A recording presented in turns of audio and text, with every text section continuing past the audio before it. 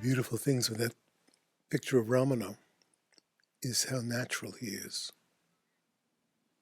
He's not posing, he's just being himself. And in being himself, he radiates.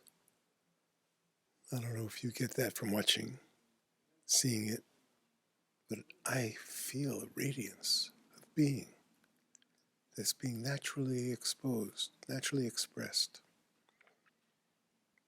And he didn't want to do that. He didn't say, I've got to bring light into the world. I need to bring more love into the world. He never said that. He never said anything at all like that. He was just quiet. And he was so deeply quiet that the whole world came to him. He never went searching in the world. And so the world came to him. And we're all benefiting from this transmission of silence. This possibility of realizing the true self. And you can't do it the way he did it, because you're not in his circumstance. You're in your circumstance, and you have to do it the way you do it.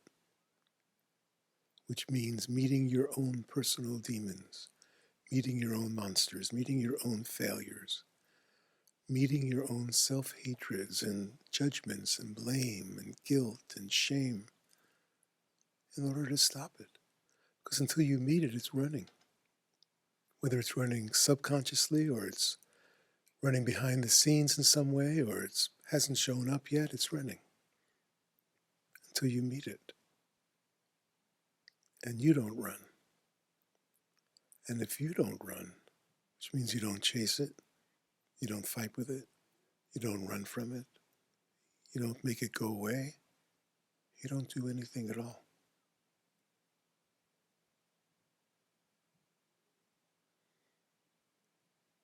That's the end of running. This is the great gift that Ramana has transmitted. That he didn't want anything. And in that, he's fulfilled. And he serves all of us. Serves how many people? Over how many generations? Just from being still. People are worried they might end up like Ramana, homeless, penniless, no income, no support.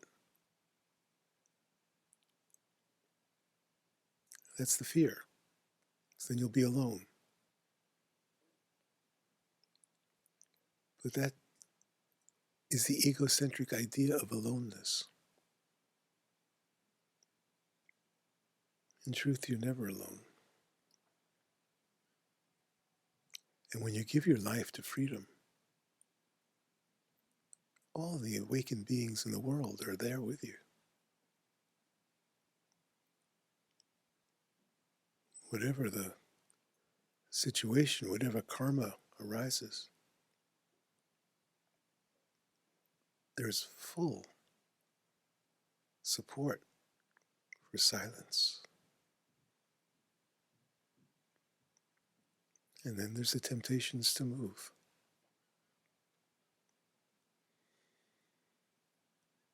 And so people try practicing not moving. It's useful at a certain stage, but it actually becomes a trap. Because there's always this observer. That's just another name for me.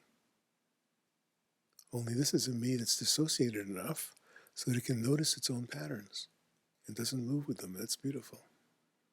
That's essential.